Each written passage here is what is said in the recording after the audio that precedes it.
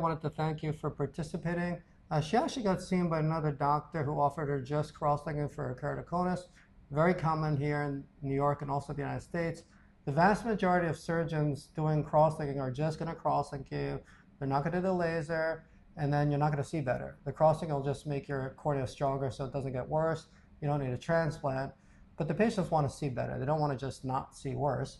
The reason the other cornea surgeons can't do the lasers, they're doing LASIK, and by the time you have keratoconus with a thin cornea that's bulging out, you can't cut it in half. It's going to make it less safe and less strong. So the only reason we could do the laser and other people can't is we're not doing LASIK. I stopped doing that about 20 years ago. We're just lasering the surface, and that's what we do with Maria. So you want to just tell them a little bit about your journey, because this video is basically for people who are told they have keratoconus, they should just get cross-linking, but you did something better. And you actually unusually know about that because you actually had a friend of yours who did just cross-linking. So you may tell the audience about that. Yeah, so I found out about 3 years ago I had keratoconus, and I had a friend who recommended me to a doctor that she did cross-linking with. She did the cross-linking on both eyes, but the cross-linking, all it does is keep you at the same place. It doesn't make you better, it doesn't make you worse, it just like stabilizes it. So I did my own research and I went to the doctor that I saw, and he basically told me that I can only do cross-linking, nothing would work, just do the cross-linking. Oh, he didn't even say there's another option. No, Yeah, just cross-linking, and that was it. So then I decided to go elsewhere, and I found Dr. Chynn on Google, and it was like the best thing ever because he takes my insurance. He's been helping me with my insurance, and I've been able to do the cross-linking and the LASIK, which is really, really good. I did my left eye about a week ago, and I'm feeling much better. I have my post-op in 3 weeks, so hopefully I'll see even better. But even now, I'm seeing 20/80. Yeah, she's now seeing 20/80, which is very similar to what she was seeing in glasses or contacts. You have to understand her uncorrected vision without glasses or contacts, only 6 days out, is pretty equivalent to what it was before in glasses or contacts, which is amazing.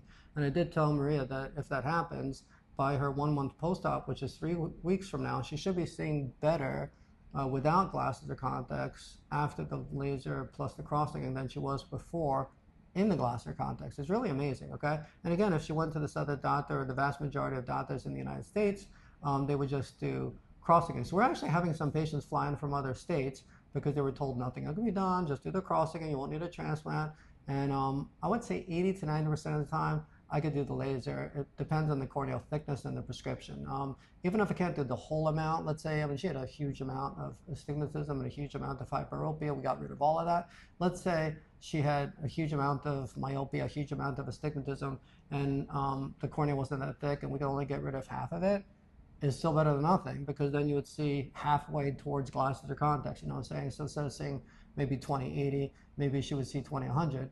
But that's a lot better than walking around with the full prescription, hand motion count fingers, legally blind. So I would really say that anybody who is told that they have keratoconus and needs cross-linking, they really should just come here. If they're not within like an hour's drive, we do a second opinion remote consultation by video. I'll kind of look at the records from the other doctor. We're the only center in the United States that lets you talk to a previous patient.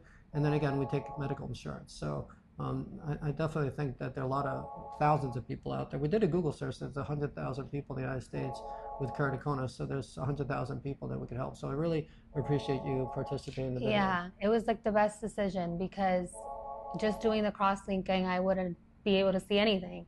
So being able to do the cross-linking and the LASIK and just being able to see without needing like those hard contacts, it's amazing. Yeah, you kind of save money because the scleral lenses are very expensive. Yes. And it's much more comfortable. Look, sometimes we can't get the full prescription like I just said, but then we can get them from scleral lens to regular soft toric lens, and it's much more comfortable and much cheaper. So again, anyone out there with keratoconus, you really owe it to yourself to do a remote second opinion. It's only $500, and that goes towards the procedure if you decide to proceed. And again, 80 to 90% of the time I could do the laser in addition to the cross-linking, and you'll see much better. Why go through life with keratoconus and a scleral lens when you could be kind of like a normal person and, you know, either wear a soft lens or in your case, nothing at all. Yeah.